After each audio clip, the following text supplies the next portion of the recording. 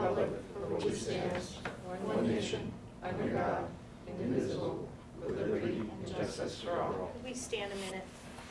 I'd like to just recognize a few people that we lost this month. June Snyder passed. Many of you know Jack. He's a regular here at our town board meetings, but his wife passed away. Gail Nicely, very involved in the Rosendale Street Festival, and we're sorry to see her go. And Elmer Hoffman, who was a town employee, past employee, retired, also passed. So he was only 69. But if we could have a moment of silence for them, please.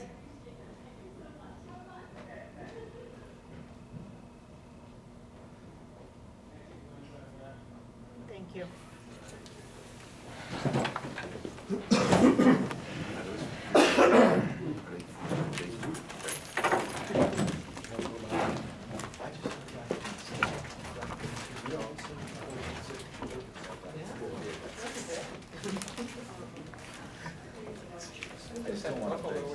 Okay.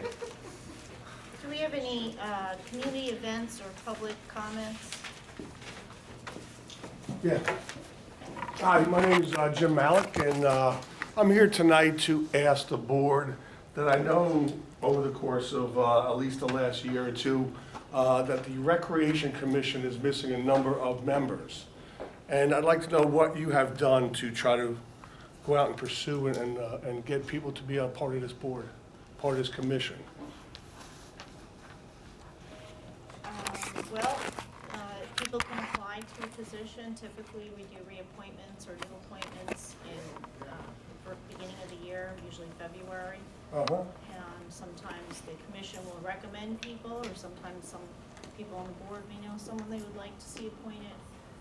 That's typically the process. Right, and have you received anybody that's interested Yes, we in have. that position? Okay, and was that person qualified?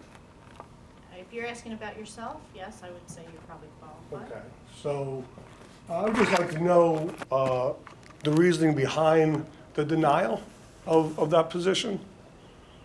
I can't speak for the rest of the board. I actually did not, I actually abstained on your vote. Uh-huh. But, you know, typically it's a position that gets support from the members. Right. And, you know, people that are interested may speak to the members about wanting to be on the board. And unfortunately, you know, we did not get a passing vote for you. Right. Sometimes that happens, and it's not uncommon. Right, so what happens, I mean, when enough people aren't on these positions, what occurs? So if you have 9 positions on a rec commission, and you only have 5 or 6 people on that commission, and you're leaving qualified people off of that commission, what's occurring with that commission? Well, I can't say that that's the case. I said, I know there's been people that have, you know, over the last 4 years while I've been here, there's been people that have come in, you know, we've had new people leave. It's a, you know, it's not, I have not seen the board depleted in any great capacity. And that happens sometimes that you're down a member or two, and then new people get appointed. Well, I've followed that board for probably the last year and a half now, and I've noticed that it's been down at least 2 people for that long. So, I just want to say, Jim, that, you know, we don't really have a way of pursuing people because I feel, and I'm sure the board feels, if you have to pursue somebody, that means you got to yank him in and then they really don't want to do the job. So if somebody wants the job, They fill out an application. they would fill out an application and come forward. And we would assess it and move forward. Your application, as far as I'm speaking just for myself, I didn't realize you were applying for it. And well, I'm sorry, isn't that what the form is for?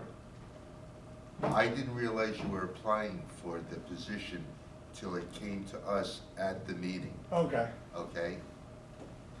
And when it happened in the past with you stepping up for a position and then you faded away, I voted no because I really wanted to talk to you before we just went around for another vote.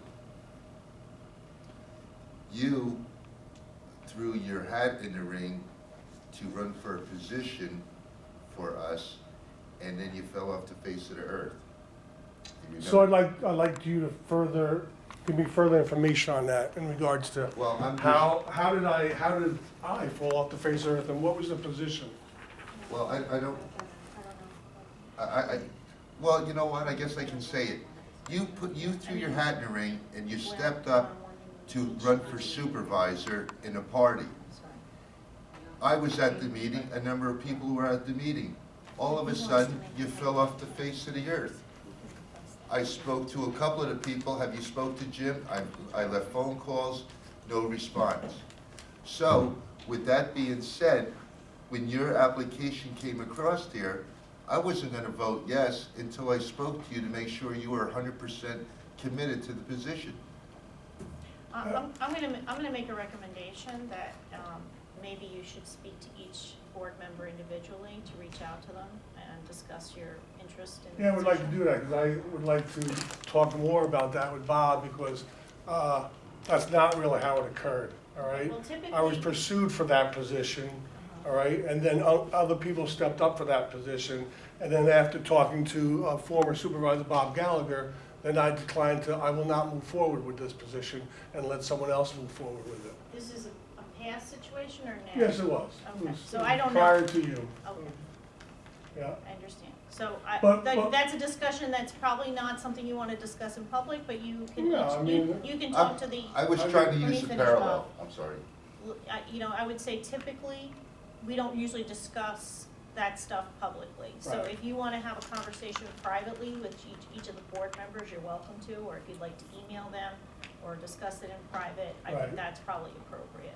So my question, then, if someone could answer it on the board, would be, when you have only 5 or 6 people on a commission that should be filled by 8 or 9 people, what happens?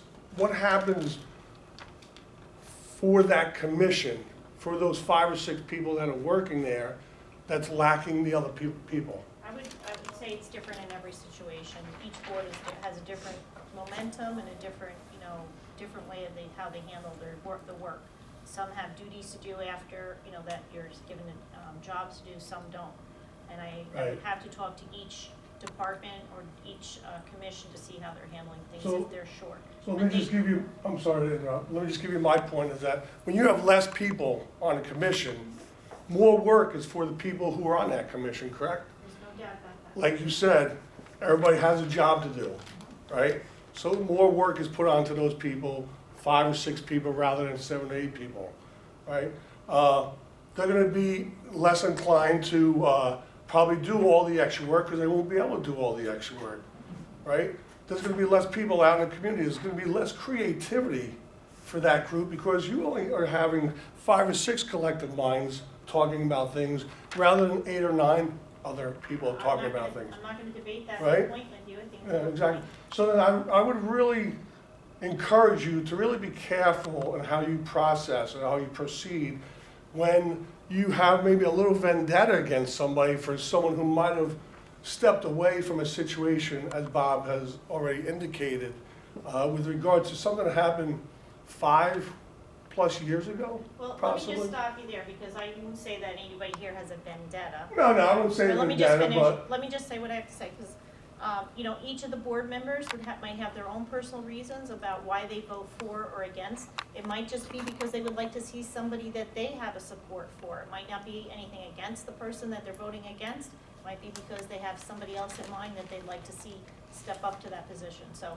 it's not necessarily because of anything. One person did or didn't do, or have bad feelings towards somebody. It could just be that they have a support for somebody else. But every situation is different, but typically, not everybody gets appointed that fills out an application. So I will just have to say that that's not unusual. But, if you want a campaign to be appointed, I would recommend that you speak to the board members individually.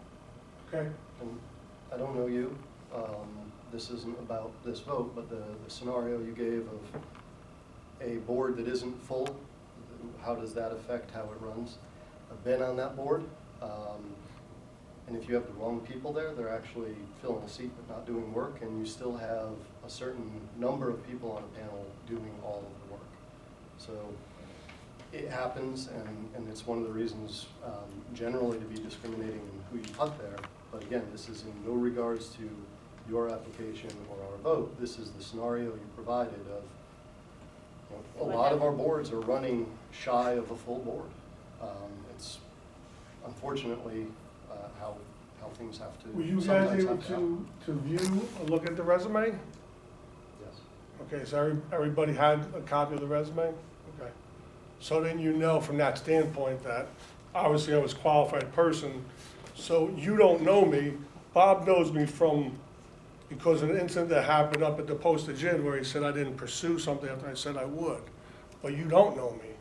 And that So- might be a reason somebody votes no. They might vote no just because they don't know who you are. So that's why I But say the- it's probably a good idea to discuss it with the board But members. then when would someone come and see and ask me to do that when I haven't had nobody's contacted me? I put in a letter in January, I haven't heard anything other than having to talk to Tara Burke, and Tara Burke recommended me for the position. So I'm confused at the whole process of how you go about things for these commissions. I think you have to really try to clear things up, because I don't think you're doing it the right way. And I'm sorry, I don't know your name. Chris. If Chris doesn't know me, or someone else on the board doesn't know that person whose application was put in to be on a commission, what would be the process? Just to say, I don't know this guy, let's deny him? I would say that most people are more proactive about it. That's why I'm making that recommendation. If they're interested in the board positions, they usually reach out to the council. But I know I was denied the position, so I know at least 2 or 3 people on this board voted no.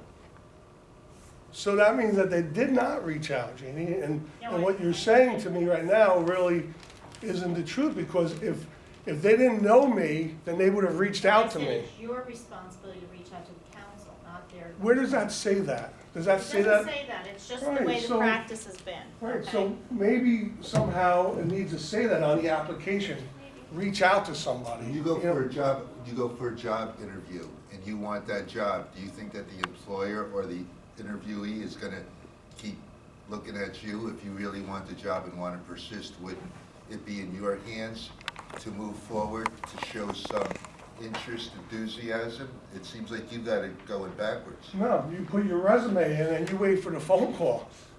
And then when you get the phone call, then you have your interview. And then when you have your interview, they don't want to keep getting phone calls from people who are looking for a job. If I was looking for a teaching job, right? I wouldn't keep calling somebody up. They don't want you to do that. They want you to wait until you hear from them. Well, Jim, I'm gonna tell you. I've already stated my exact reason why I voted no, and I wanted to talk to you personally, so I wasn't gonna vote yes until after I spoke to you.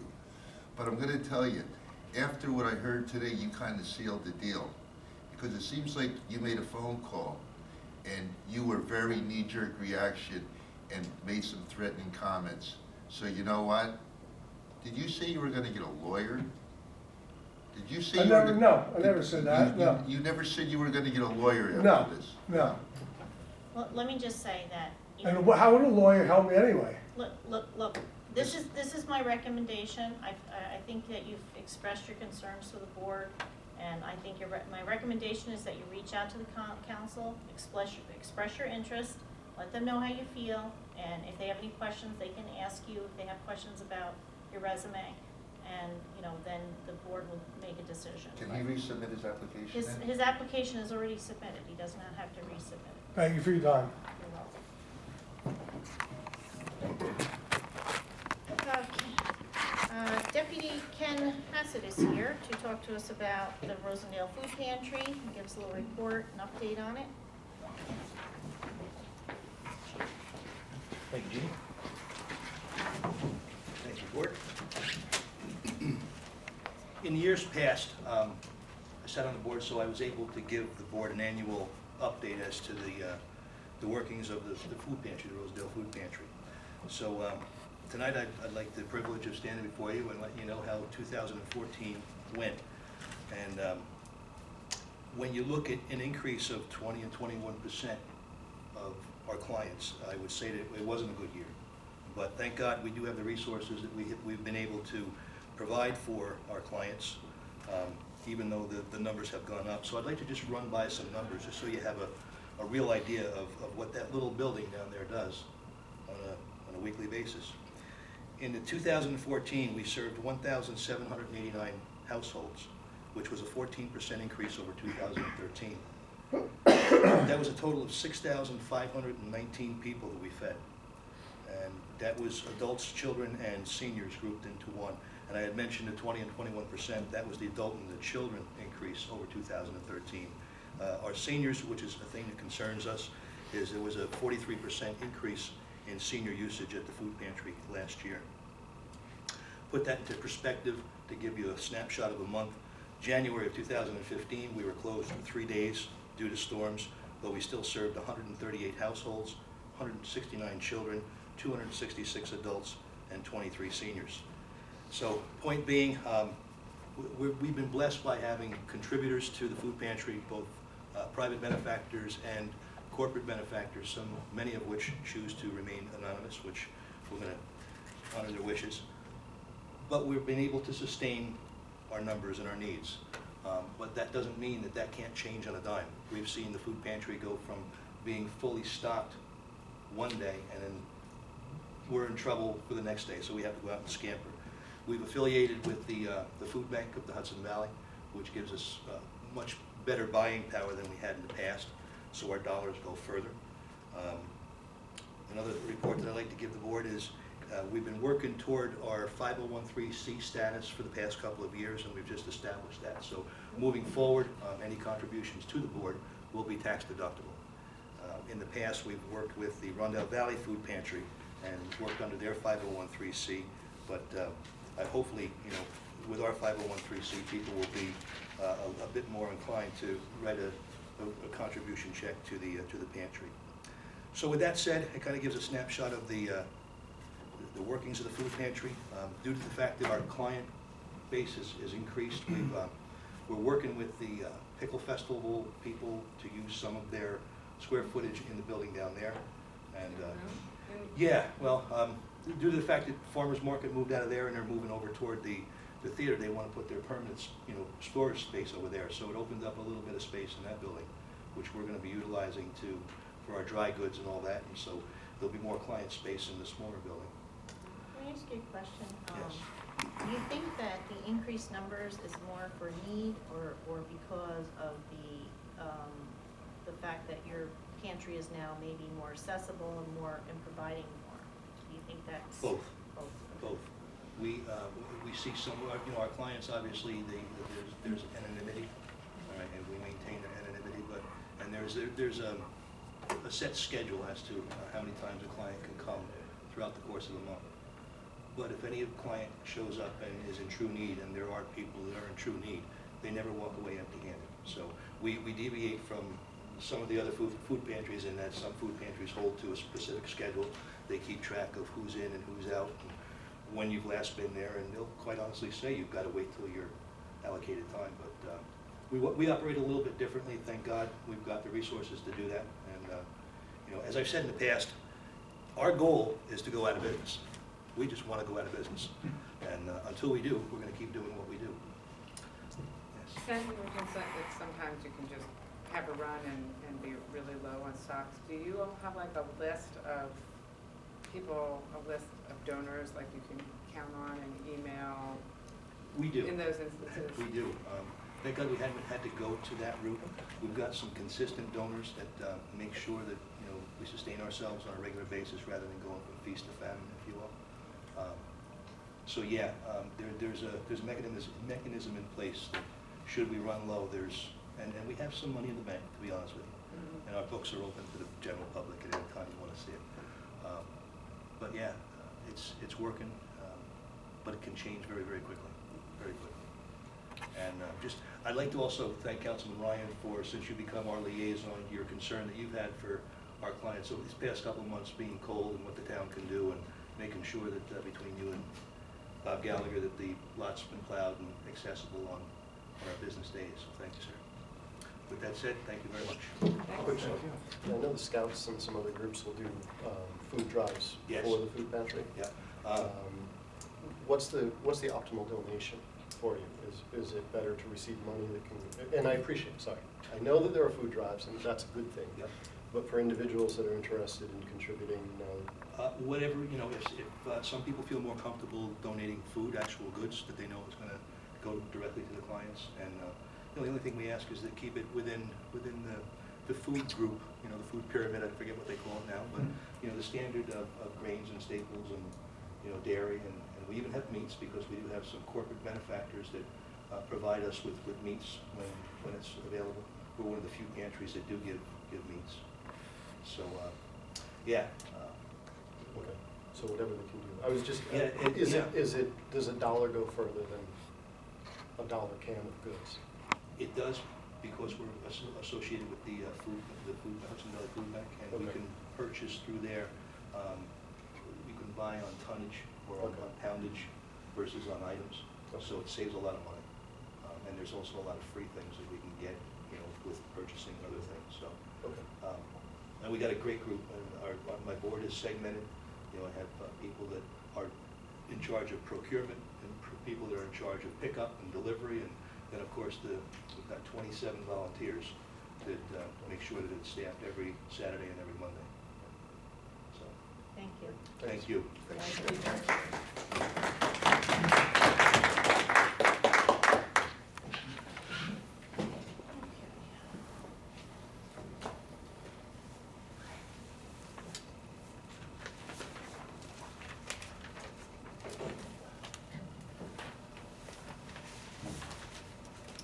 There's a letter in here from Scott Shaffrick at the police commissioners meeting. It was brought up that there's a need in the police department to be able to provide emergency medical care, especially for the drugs that help to counteract heroin overdose. And in order for them to be able to do that, I'm asking for the board to endorse a letter that is attached here for me to sign. So if somebody would make a motion for me to sign this letter, I'd appreciate it. Jen? I make that motion for our supervisor to sign the letter.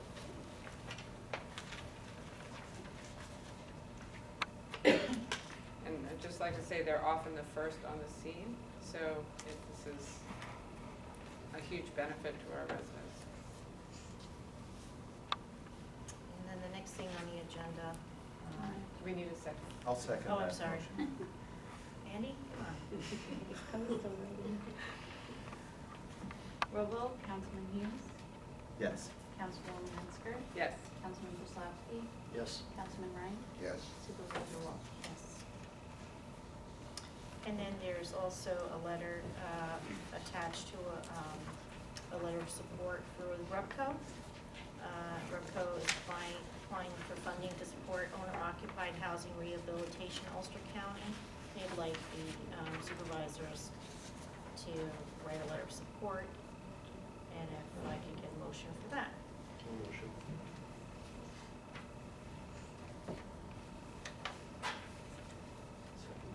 I'll second. That was your motion? I'll make that motion. Okay. To provide the letter of support to us. Roll call, Councilman Hughes, Yes. Councilwoman Metzger, Yes. Councilman Braslavsky, Yes. Councilman Ryan, Yes. Supervisor Walsh. I'm gonna abstain on the vote, even though I'll sign the letter.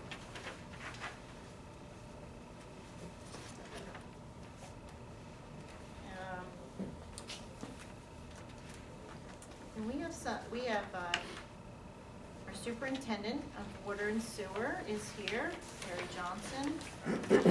We have a packet here that he has done. You wanna come on up, Terry, and talk about the lighting upgrades?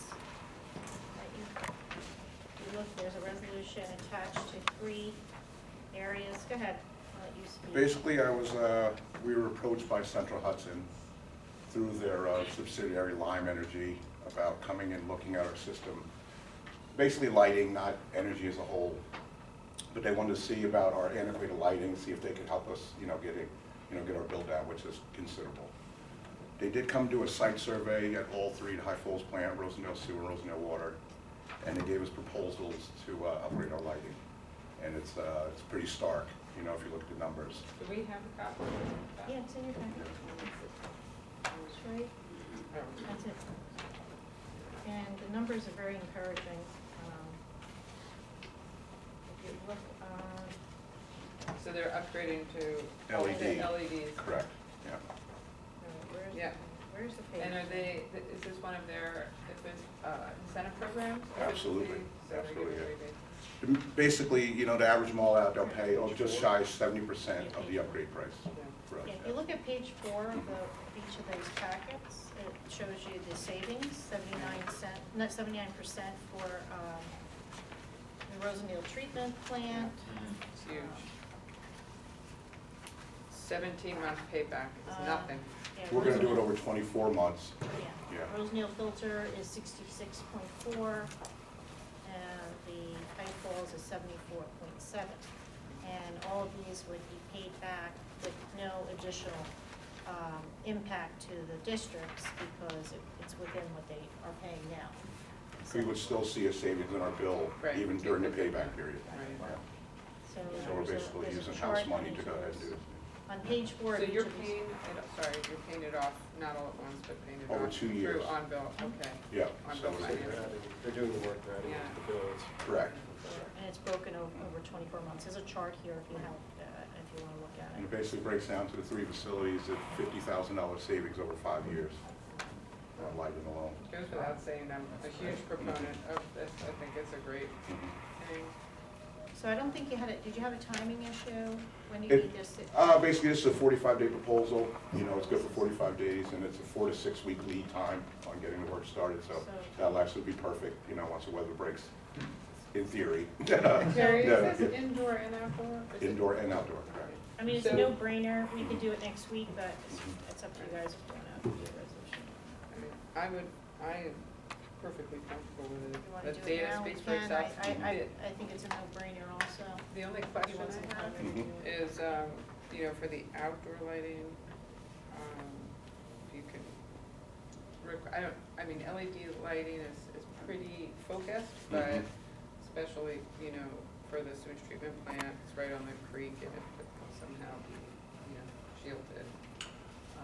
We haven't really, in the past, we haven't had an issue there at High Falls. We have a neighbor directly there, and, so he's, expressed some, concerns about it. And before they left, they did provide shielding, and to his satisfaction, he says it's still like living next to the mall, but, I can't do, Right. these facilities have to be lit, these are, Right, these are yeah, critical no, facilities, yeah. they have to be lit, Yeah. there's going to be, but if they can be shielded. Oh, so absolutely, they're if there's any Right. impact, and they will, he looked at what we have now, so that might be a slight upgrade. Like I said, he looked at the shielding in High Falls and said, we'll put that back, on the lights. But like I said, Rosendale, there's really no shielding, so, we could, I could ask him about what, the extra cost would be on that.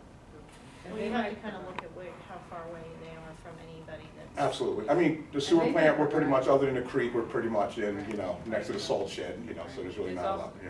It's in our code too, we're supposed to shield, Mhm. so, All right. but I think this is great. Yeah. I'll second it. Well, we're gonna do a, you wanna read the resolution first? Alright, Resolution, I spoke to him about it. 3/2015, 1. Whereas the town of Rosendale Water and Sewer Superintendent had a lighting audit done for the Rosendale Treatment Plant, Rosendale Filter Plant Pump House, and the Rosendale Marbletown Water Treatment Plant through Lime Energy, a subcontractor for Central Hudson. And whereas Lime Energy submitted management solutions for the above 3 locations, identifying the existing conditions, the option for new efficiency measures. And whereas Central Hudson is currently offering an incentive which will pay for an average of 66% of the upgrade. And whereas the cost to have these locations upgraded to energy efficient lighting will be spread out over the course of 24 months and will significantly cut down the cost of the current electric bill. And whereas once upgraded, these locations will use between 66 and 79% less energy to light. Now therefore be resolved that the town board of the town of Rosendale authorize the supervisor to sign said agreements on behalf of the town of Rosendale. Now you can second it. I'll second that. Roll vote, Councilman Hughes. Yes. Councilwoman Metzger. Yes. Councilman Kozlowski. Yes. Councilman Ryan. Yes. Supervisor Wilt. Yes. Terry, thank you. Okay. Terry, do you Thank you. know, is this a new, relatively new program, do you know? Over the last, year, I would say. This is a new program, because I had talked I to didn't know Bill they had Potty. any municipal. Yeah, and we're. I forwarded the information to all the other, Yes, all the other- the contact information for all the other buildings, so. And they also have a program for the parking lots, which we're gonna look into, Okay. parking lots, for municipal parking lots, so. Do you know, Mandy, if that's been passed around yet, the application? And we were gonna look, Tara, did you get it yet? No? No. Okay, we need to make sure that happens. Wait for this building. This building might be a little tricky, we gotta find out how that fits into the laws because of the school, Oh. yeah. I'm gonna look into it. Thank you, Terry. Yeah. Next thing on the list is the contract with MVP. Our previous insurance carrier was CDPHP. They raised their rates 18%. They discontinued 28 packages, and they will not fund more than 50%, allow the town to fund more than 50% of the high deductible that we had. So this caused us a problem in going forward with policies for them this year. So we examined quite a number of policies and came up with two for MVP. And this resolution is to authorize me to go forward with those two programs. The town has already had employee sign-up day, and they're all ready to go, so we just have to sign this. Anybody have any questions about it? I appreciate the work that I know you and Jill and others have put into this and the chance to look at it ahead of time. It's a lot of work, but it's, I think we So, just probably trying to looked read about your summary. 12, maybe 12 or 13, something like that, of different policies that were similar enough that we could consider them. And we picked the ones that were as similar as possible to what we already had. Thank you. I mean, I have to give Jill a lot of credit because she's the one that really spent some time on this. She's not here, we can't give it to her. All right, you can give it to her when you see her. I will just give it to you, you can get it. Resolution 3, 2015-2.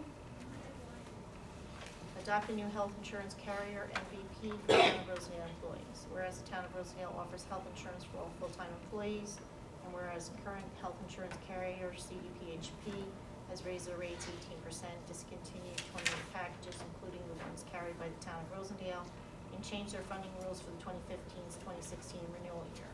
And whereas the existing budget will not cover this increase, and the town board is committed to saving the town money wherever possible, and whereas the town of Rosendale is committed to the health and welfare of our employees, and whereas the town was presented with a comparable health insurance policy through MVP, now therefore be resolved that the town board of the town of Rosendale has approved MVP as a health insurance carrier for the town of Rosendale. Therefore be resolved that the town board of the town of Rosendale authorize supervisor to sign said agreement on behalf of the town of Rosendale. I'll second. Roll vote, Councilman Hughes. Yes. Councilwoman Metzger. Yes. Councilman Kozlowski. Yes. Councilman Ryan. Yes. Supervisor Wilt. Yes.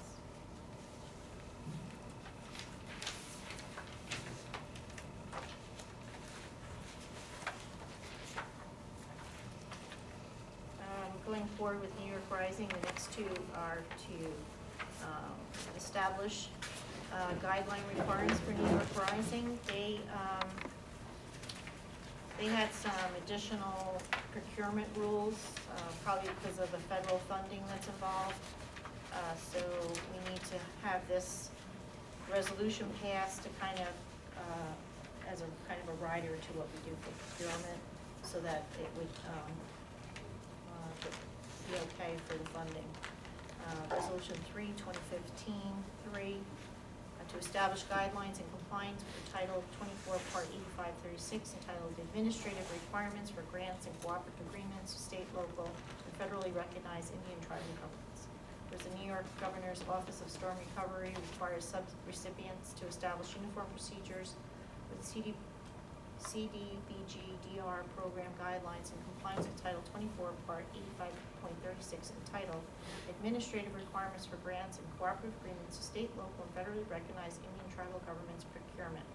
Now therefore be resolved that by the Town of Rosendale Town Board hereby certifies that will comply with the procurement standards required under Title 24, Part 85.36 of the Administrative Requirements for Grants and Cooperative Agreements to State, Local, and federally recognized Indian tribal governments for all procurement activities utilizing New York State Community Development Block Grant Disaster Recovery CDBG-DR funds. A second. Roll vote, Councilman Hughes, Yes. Councilwoman Metzger, Yes. Councilman Kozlowski, Yes. Councilman Ryan, Yes. Supervisor Wolf. Yes. And then the next one is to go out.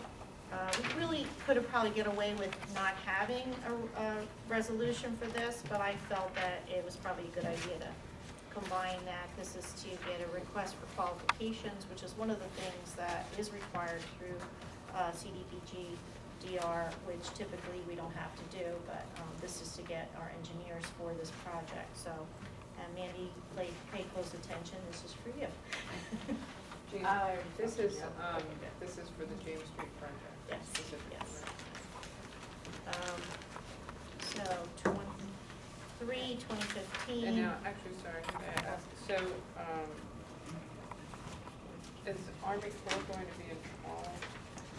Whoever we hire will work with Army the Corps. state and to get all the things involved that we need for rules and recommendations from them for this project. We would not be able to do anything here without them. Right. And is it possible that we break it into two pieces, one for the like promenade and one Nope, for the it's all one one piece. piece? Yep, it's one project. Okay. Okay.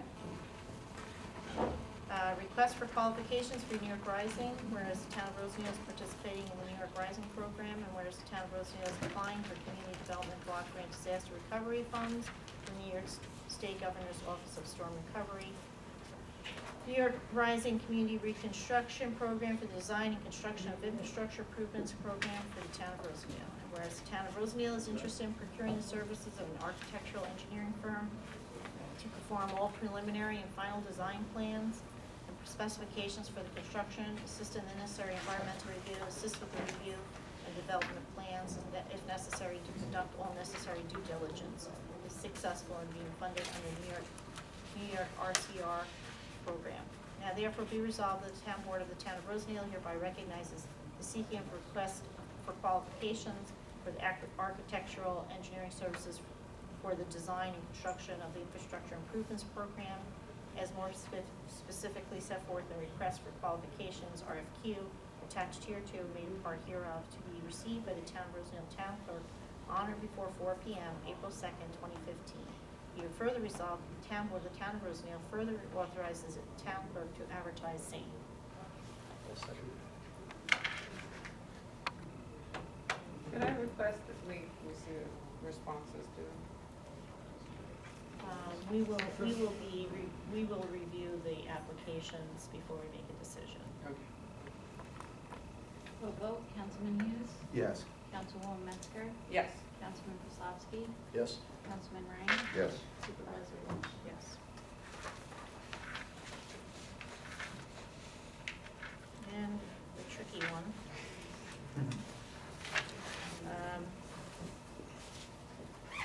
So I'm going to start by saying that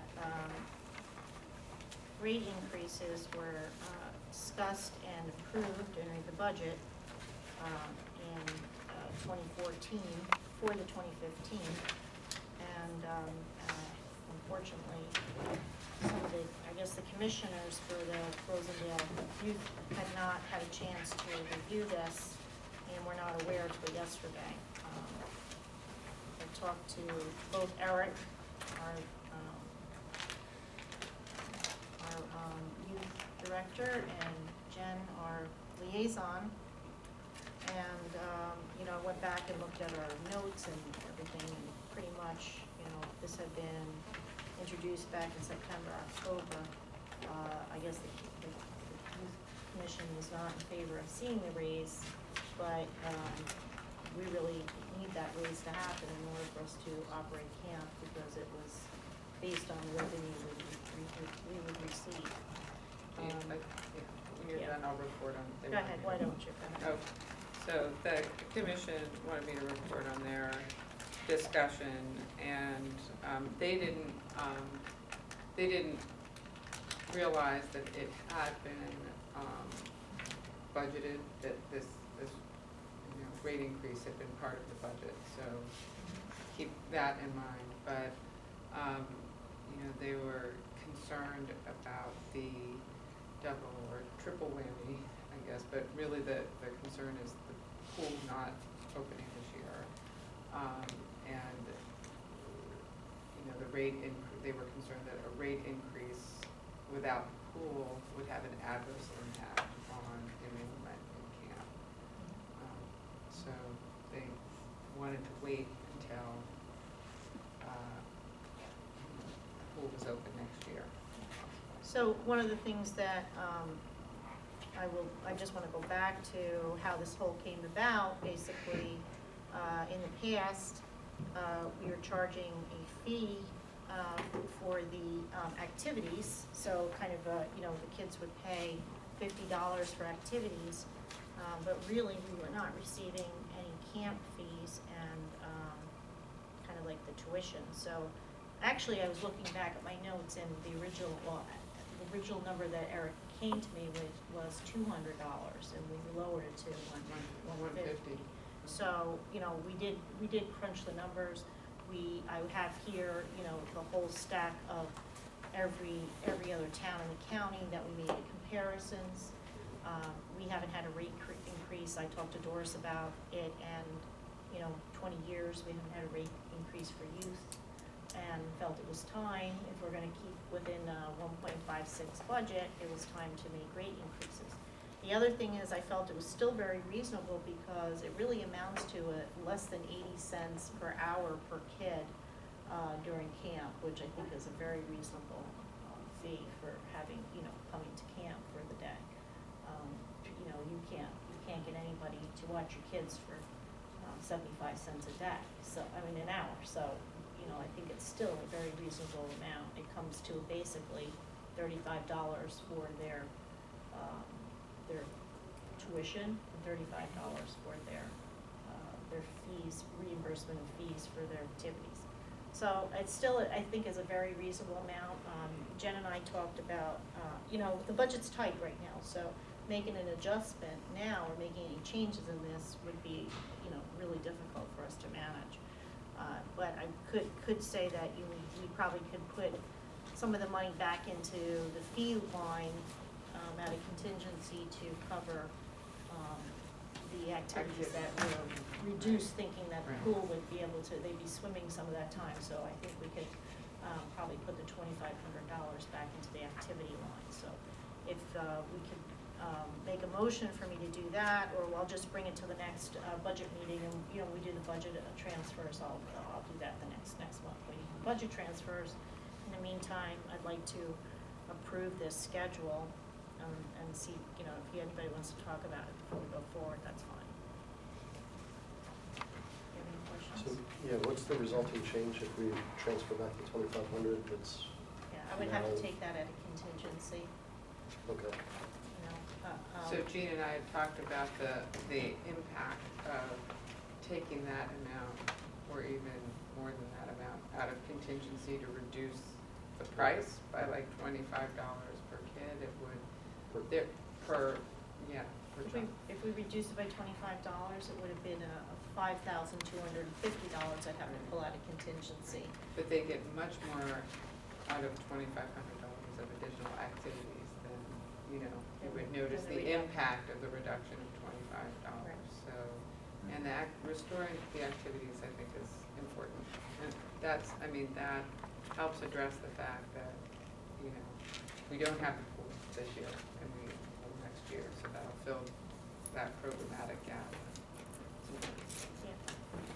So I think that's a good compromise to, you know, increase the activities. And, you know, is it gonna be an impact to people? Probably, but it's still very reasonable. I think the rates are still incredibly reasonable. Very competitive. The, Very- so the rates have not been raised in 10 years? I could not find any evidence over 20 years. I talked to Doris about it. She said she can't remember since camp started. I mean, we could have Mandy go look through records, but I don't think it's ever been increased. I mean, the increase. nice side of that is that we have a very reasonable camp that everyone can afford, but. But we still have that's been- I think and it's still fairly reasonable. reasonable. I But mean, yeah, that was the point that I was making, even with the increase, it's still competitive and priced. absolutely. service. We were, I think Eric felt we were probably maybe the lowest, or at least one of the closest to the lowest in the state before this, so. Okay. Yeah, and, you know, we made comparisons to other towns around us, and we're still lower than a lot of them, and probably, you know, similar to some, you know, at this rate. So at $75 per week per child, is there any sense from anybody that somebody would feel they can't participate? Well, we'll evaluate that Yeah. per child. Right. you know. And is there any kind of tuition assistance or We're- sliding scale or anything? Probably, we're looking at that too. Eric's got some ideas about, you know, evaluating people that have come to him and say, I can't afford it because I just don't have the money. And then we'll have to have an application, and they'll have to go to the board of commission. Right. And be approved for that. I wonder if there'd be like an application to overpay and get a gold status or something.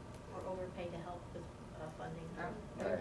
Yeah, you could have, you know, we could have a, kind of a scholarship fund or something like that. People want to donate to that, that'd be nice. All the people that got away with $50 all those years. I would donate. So there's Applying after, album. there's also an Benefit aftercare. concerts. Yeah. There you go. There's an aftercare program that's part of the Which camp. most of the other towns don't really offer anything. I mean, our Yeah. regular camp is 5.5 hours, but then people that wanna leave the kids, the rest of the afternoon can. You know, Until so- 5:30. Till 5:30. It's a which is- long day. So some of these kids are there from 8:30 in the morning till 5:30 at night. So that's a long day, I yeah. mean, that's cheap, because I know from paying daycare Yeah. a week, it's expensive. I think Jackson will be attending school. Well, he's got a few years to go, but it's not. This bad is a great price. option for most people that need, you know, childcare. Yeah. you know. It was, And we're used very it. flexible about the drop-off too, you know, it's supposed to Yeah. start later, but, you know, the camp counselors are there to take them on early. The other thing we should mention is because minimum wage has gone up, this is the area where it's really mostly impacted, because, you know, you have camp counselors That are might young make. and we're paid the minimum wage. Yeah, so now we have to raise that too, so, that's the other impact, you know. Unfortunately, with the 2% cap, 1.56, something has to give, and I think this is really where we're at, so. How long does the camp run? It's 6 weeks, it's 2 2-week week sessions, sessions. so it's 3 2-week sessions, so. 210 kids over or something like that, over the 6 weeks. And people who pay with their credit cards. And now we have a credit card machine, so they can pay with their credit card. Yeah. Thank you for pointing that out.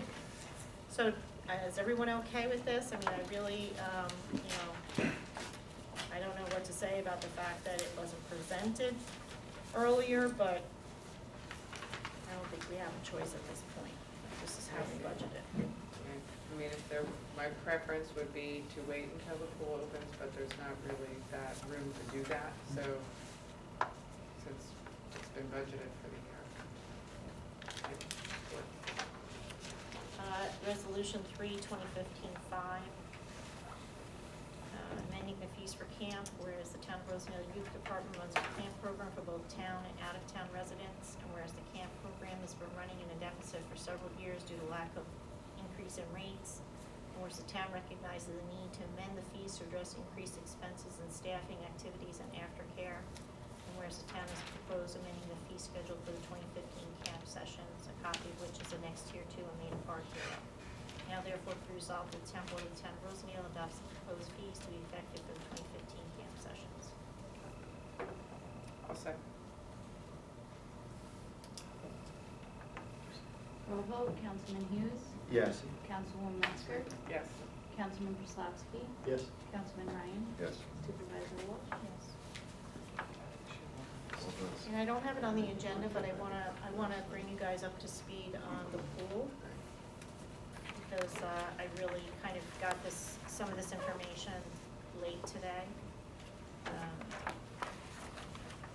still waiting for additional information, so I might not have all your questions answered today, but I'll bring you up to speed as far as we have.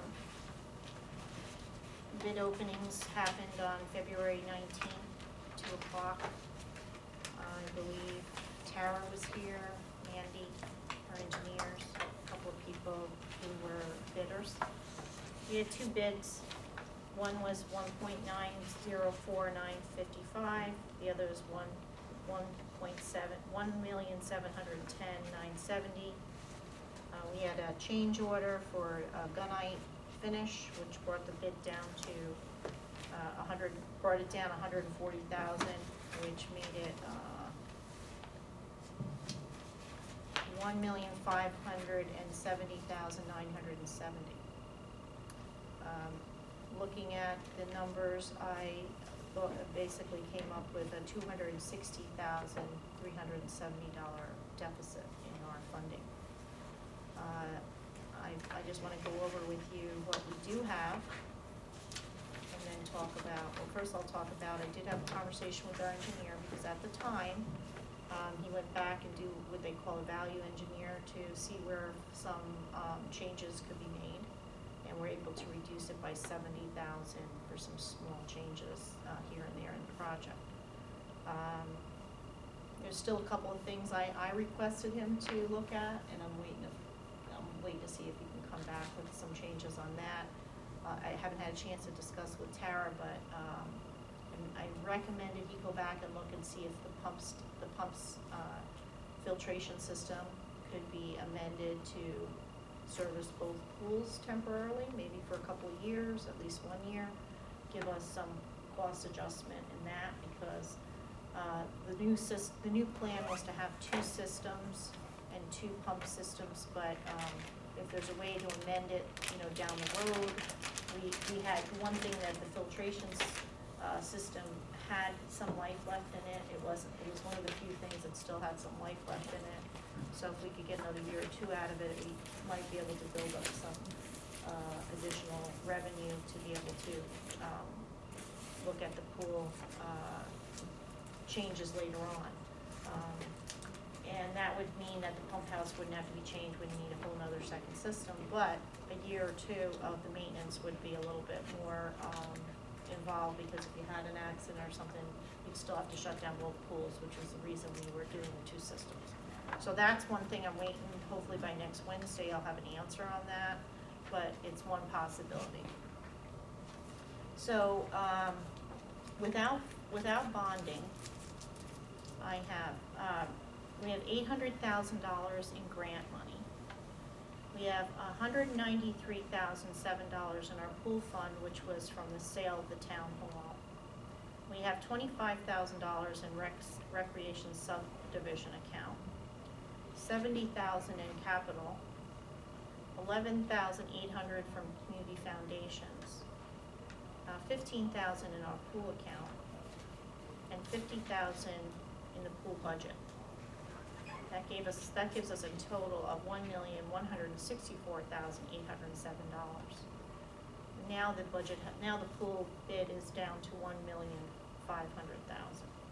That's a deficit of $335,193, with a bond that we had approved for $200,000. Now, I did speak to our bond counsel. My recommendation is that we bond for $400,000 and give us a little buffer. We don't have to use it all if we continue to raise money, but it gives us that buffer. We're $135,193 short right now without the bond raise. You've come this far. That sounds really wise? I talked to the bond counselor, he said, you know, we could next Wednesday amend the resolution for the bond, and Mandy would, put it out there, and that would give us that same time to accept the bid, and, in the meantime, we still check and see if we can get the, adjustment on the work, or we can make a decision, basically, we can make a decision which way you guys wanna go.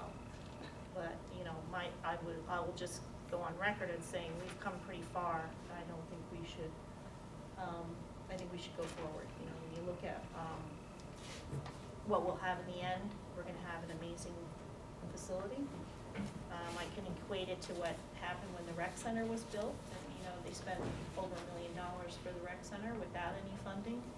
And now everybody looks at the rec center as a great investment, and I think this is also a great investment. And, you know, even though it's more than what we hoped for, we were looking at the 1.2, and I know it's a disappointment, but I would have to say, we did ask for a little bit of changes here and there, asking for upgrades and things that we want to see changed, and, I think that, you know, the design we have is a great design. You know, a lot of time and effort went into it from, Tara and other people that, you know, looked at this and spent time on it, and I think we have a good design. But, you know, I can see us going either way, but I think it's, you know, not unrealistic to do a 1.5, if we have to. I have I'd like a- to get some feedback from everybody. I had a question, but kind of before we get to the numbers. Yeah. The change order to the gunite surface Yeah. instead of the initial surface.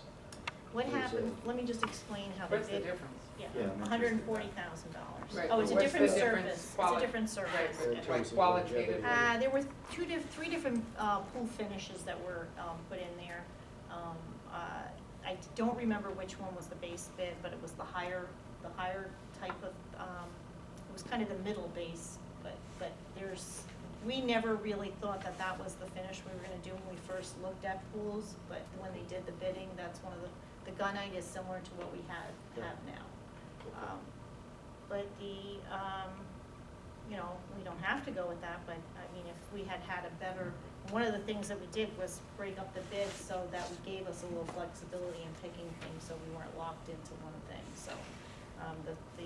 The other bidder only took off $70,000 for doing the change on the finish, and this one took off $140,000. So that gave us a good reason why this was done this way, to give us that option, Right. changeover option, so.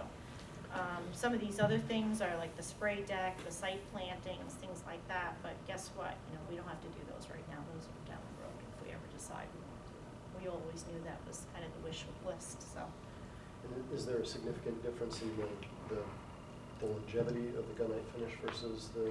I think there's a little bit more maintenance involved in gunite. I mean, Tara might be able to give us a little bit. I think they did a regular painting of it, right? Right, I think we always thought we had a gunite pool, but we actually had a cement finish. The gunite is a more, from what I understand, a more finished finish, a more typical pool finish that actually needs less maintenance for a longer period of time. It's like a roof covering. It has a certain guarantee on it, where if you just leave it cement, it's a lot more maintenance, a lot more painting, a lot more labor on an annual basis. Yeah, we're not getting a junky thing by going to gunite. We're still It's upgrading. it's still a good, good thing. But, I'm a gunite I'm fan. really looking You're a for fan of direction gunite, here. yeah. I'm basically telling you the scope of things, I think So, one question, then we would probably not pursue the temporary, keeping the present filtration. We'd go for the whole thing. I right? don't think we have to do it either way. My suggestion is we go to the 400 bond. We Yeah. don't have to bond for the whole thing if we get You to. bond for it and make the Nick, yeah. choice later. And make Well, the choice later. We yeah. have the money then to do it. Right. And then, next week I'll have a better idea about whether he recommends that or not. Right. We could say, look, let's go ahead and do it. What if it's $50,000 difference? Then maybe you might wanna say, go ahead and do the upgrade, So, what's that revised timeline now? Well, a couple of things are happening. We're pushing it back because we're trying to figure all this out, and I think this weather has really pushed back this Yeah. project too. We would have approved our bid today And hopefully they would have, we would have signed off, and next week they would have started to, demo the pool. Obviously, that's not gonna happen. The project always could take a year in the contract, but if it, not necessarily, we were hoping by the end of the summer, they would be able to fill the pool, make sure everything's working and all that, but actually, my preference would be that it rolls into next year, so I can budget, I can kind of work the funds a little bit more that way. I was wondering about that too, with this kind of project, this magnitude. Are there stipulations or guidelines for you have to have a backup slush fund for cost overruns? Do we have to? I'm not saying that that's the case. I mean, it could, it could be something that we might want to look at. We could bond a little bit more, and just so we have that slush fund if you wanted to. But we can also put some extra money in our budget for next year to help us with the pool too.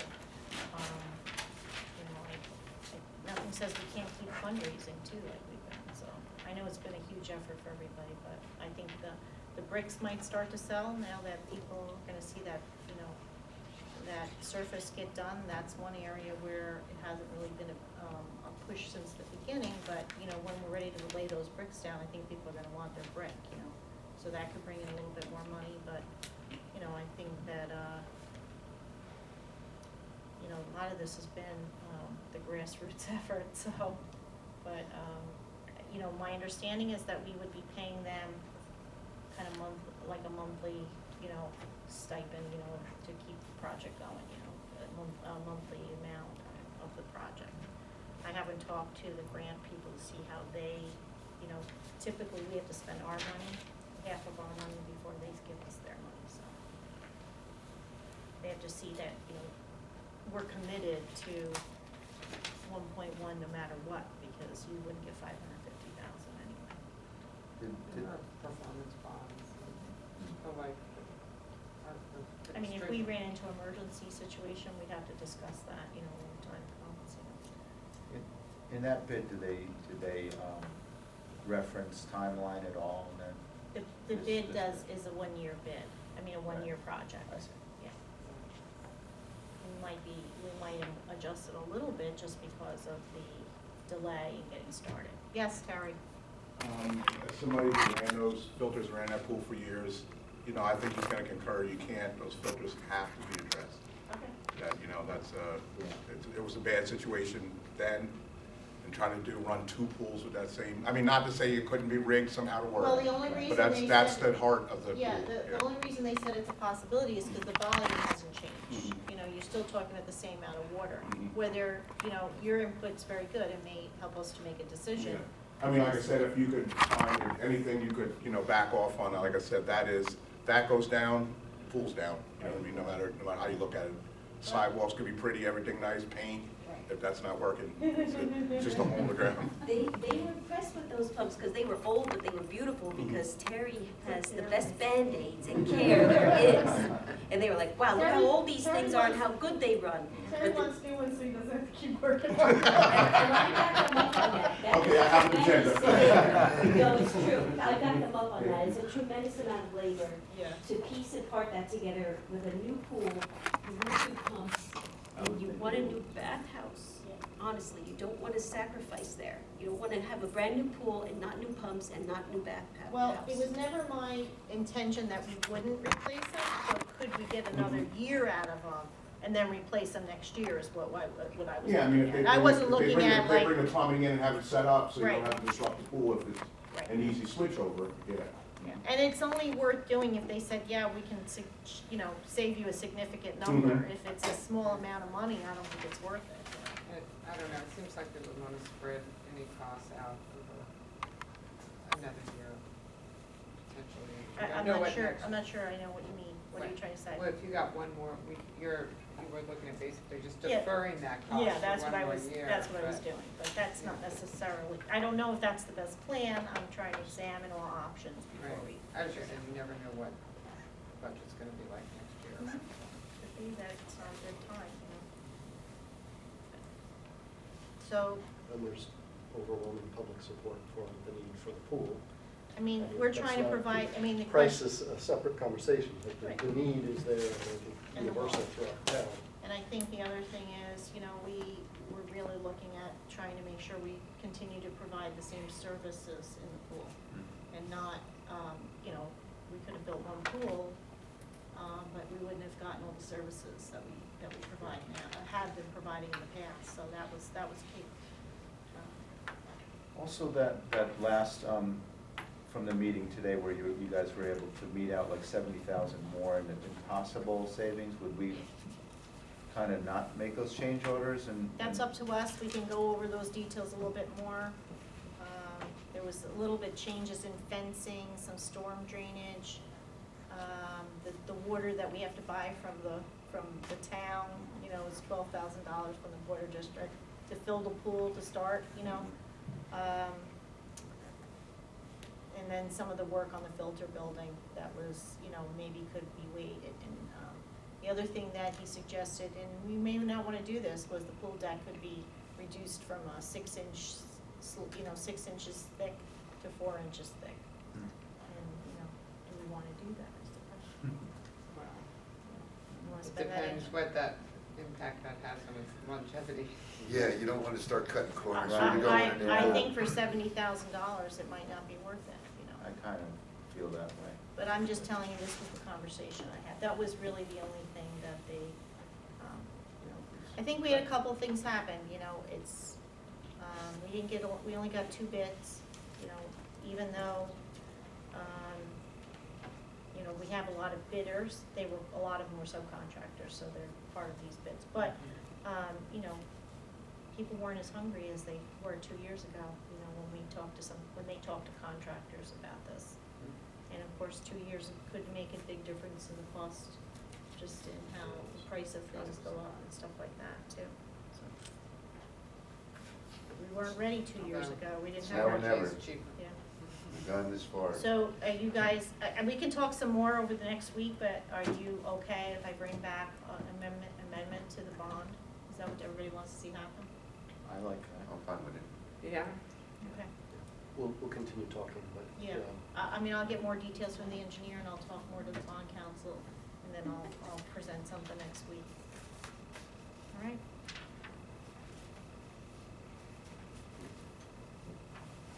So close. Do we need a vote on that? I don't think so. No. No. It's just a consensus that you guys are all in agreement, yeah. Is there a bid available for review?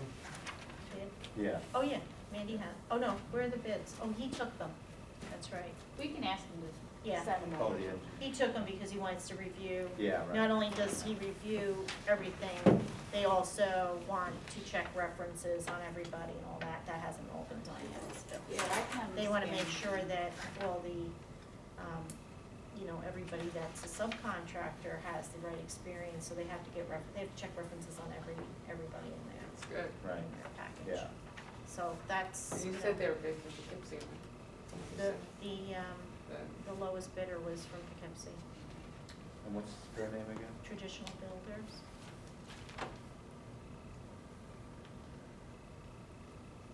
If you know what those are all the bidders. If you recognize any of them. A couple of them. So, I mean, the main thing is any of the pool, I think these guys are pool, these are pool, Yeah. these are pools. So, they're gonna wanna make sure that they have experience in aquatic, using Right. pool. So they gotta make sure that they have a substantial, I think it was like you had to have 5 years, at least 5 years of commercial building and pools, just in pools. So that was important. And that's all I have. That's all, folks. So Oh. actually, I have a public announcement, I probably should have made at the beginning of the meeting over here, but, next week, there's a public hearing Thursday at 6 p.m. at Kingston, City Hall, on the Central Hudson, rate case, this year's rate case. And it's a 3-year rate case, and, it calls for increasing the rates each year for 3 years. Has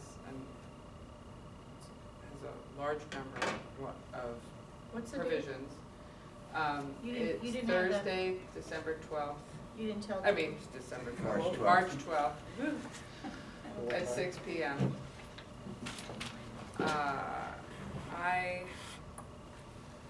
Let's see. And where'd you I say could- it? Which place is it at? It's in Kingston City Hall, it's in Chambers. And, you know, I would encourage you to attend and give your input. You can find it's called the joint proposal. That's the agreement that explains the whole thing, the revenue requirement for the next 3 years.